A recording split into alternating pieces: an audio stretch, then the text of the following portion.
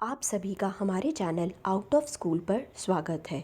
आज जो मैं आपको बताने जा रही हूँ, अगर आप ये वीडियो एंड तक देखेंगे तो मैं 100% गारंटी लेती हूँ कि अनुच्छेद लेखन में आपको कोई एक भी नंबर आपका काट नहीं पाएगा।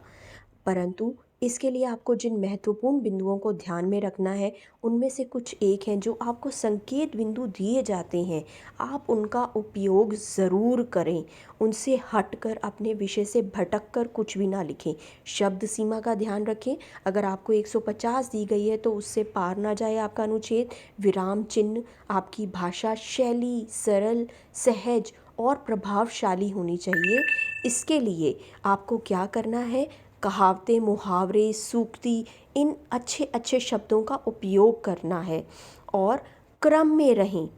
शब्द सीमा पार ना करें और शैली ऐसी हो कि आपको आराम से कोई भी टीचर मार्क्स देने पे, नंबर देने पर मजबूर हो जाए। बस यह छोटी छोटी चीज़ों का ध्यान रखें, आपको अपने आप अनुच्छेद में पूरे के पूरे नंबर ज़रूर मिलेंगे। जैसे कि हम अपने पहले उदाहरण की बात करें, स्कूल में वार्षिकोत्सव संकेत बिंदु हैं। हर्षोल्लास का विषय, वार्षिकोत्सव की तैयारियां, छात्रों को प्रतिभा दिखाने का सुनहरा अवसर। हमारे संकेत बिंदु से हमारा विषय भटकना नहीं चाहिए। इन्हीं संकेत बिंदुओं के आधार पर हमें अपना अनुच्छेद लिखना है और अच्छे अच्छे छोटे छोटे वाक्यों का प्रयोग करते हुए भाषा सरल होनी चाहिए, प्रभावशाली होनी चाहिए। मुहावरों का प्रयोग ज़रूर करें।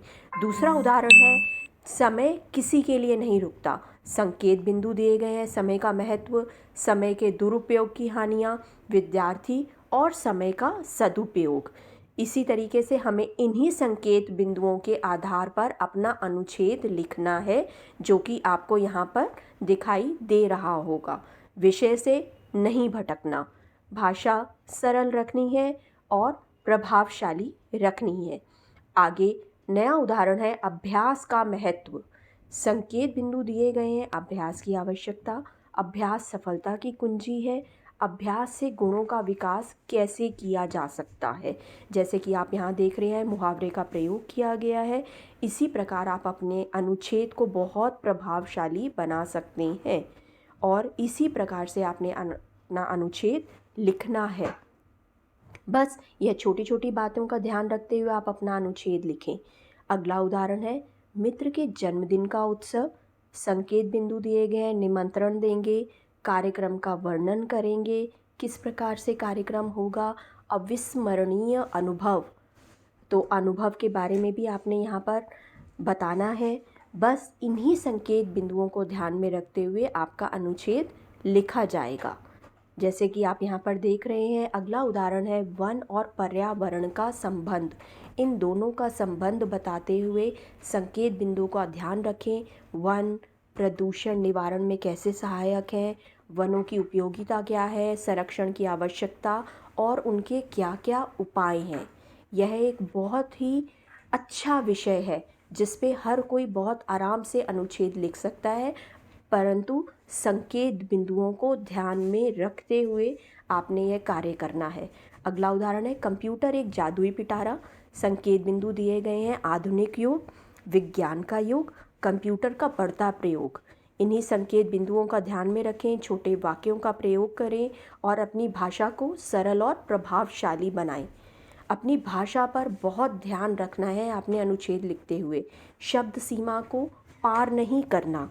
अगर वह पार हो गई तो आपको अनुच्छेद के पूरे नंबर प्राप्त नहीं हो पाएंगे। अगला उदाहरण है, ग्लोबल वार्मिंग। इसके संकेत बिंदु दिए गए हैं। ग्लोबल वार्मिंग के कारण क्या है, ये क्या होती है, इसके क्या प्रभाव है और इसका किस प्रकार से निवारण किया जा सकता है। यही आपने इन संकेत बिंदुओं को ध्यान में रखते हुए अपना पूरा अनुच्छेद लिखना है और कुछ भी नहीं है। संकेत बिंदु हमारे अनुच्छेद लेखन में बहुत महत्वपूर्ण भूमिका निभाते हैं। अगला उदाहरण है, करत करत अभ्यास के जड़मति होत सुजान। संकेत बिंदु दिए गए हैं, निरंतर अभ्यास ही सफलता का मूल मंत्र है। अभ्यास करने से जीवन में पूर्णता कैसे आती है और हर क्षेत्र में अभ्यास का क्या महत्व है, यह बहुत महत्वपूर्ण है।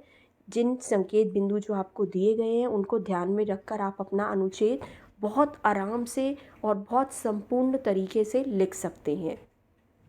अगला उदाहरण है सत्संगति का प्रभाव। इसके संकेत बिंदु हैं कि सत्संगति का अर्थ क्या होता है, अच्छी संगत का अर्थ क्या है, इससे क्या लाभ हो सकते हैं और विद्यार्थी जीवन में सत्संगति का क्या महत्व है। अगर आप एक संकेत बिंदु को अच्छे से वहाँ पर विस्तार पूर्वक बताएंगे तो आपका अनुच्छेद बहुत अच्छे से आप लिख सकते हैं, आपको कोई भी दिक्कत नहीं आएगी। बस भाषा का ज़रूर ध्यान रखें। अगला उदाहरण है प्रकृति और इंसान। संकेत बिंदु क्या दिए गए हैं, प्रकृति ईश्वर की सर्वश्रेष्ठ रचना है, प्रकृति पर मानव किस प्रकार से निर्भर है और प्राकृतिक असंतुलन जो बढ़ता जा रहा है उसको आपने किस तरीके से बनाना है। बस यही जो बिंदु हैं उनका ध्यान रखें और अनुच्छेद लेखन पूर्ण हो जाएगा। छोटी छोटी मुहावरे, कहावतें, उदाहरण ज़रूर दें। अगला उदाहरण है पर्यावरण और हम। संकेत बिंदु क्या है, पर्यावरण क्या है, पर्यावरणीय असंतुलन का कारण क्या है और पर्यावरण की सुरक्षा किस प्रकार से की जा सकती है। बस ये बताएं, उदाहरण दें और शब्द सीमा का ध्यान रखें अनुच्छेद लिखते हुए। और आपके अनुच्छेद में कभी भी कोई भी आपको लिखते हुए परेशानी नहीं आएगी अगर आप संकेत बिंदुओं का ध्यान रखते हैं। अगला हमारा उदाहरण है कोरोना में लॉकडाउन, जो कि एक बहुत बहुत महत्वपूर्ण हमारा विषय है कि संकेत बिंदुओं का ध्यान रखें। लॉकडाउन होता क्या है, लोगों को ये बताएं, उसकी ज़रूरत क्यों पड़ी और लॉकडाउन लगाने से क्या क्या लाभ हुए। बस यही आपने विस्तार पूर्वक बताने हैं जिससे आप अनुच्छेद को पूर्ण रूप से लिख पाएंगे। बच्चों, इन सब का ध्यान रखें और चैनल लाइक, सब्सक्राइब